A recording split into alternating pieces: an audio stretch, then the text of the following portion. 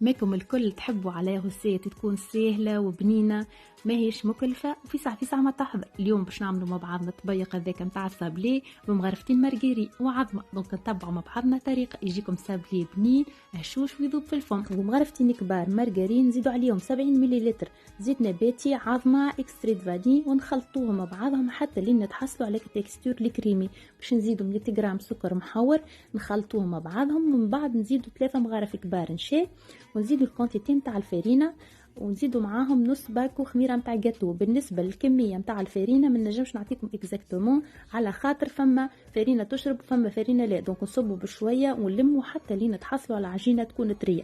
باش ناخذوا شويه من العجينه ونطرحوها بين زوز اوراق بابي كويسون، ونتبعوهم بالتابعه نتاع الصابلين. رصفتهم في البلاطو نتاع الفور وندخلوهم يطيبوا في درجه حراره 180 درجه بين 7-10 دقائق. ماذا بكم تخليوهمش يحمروا.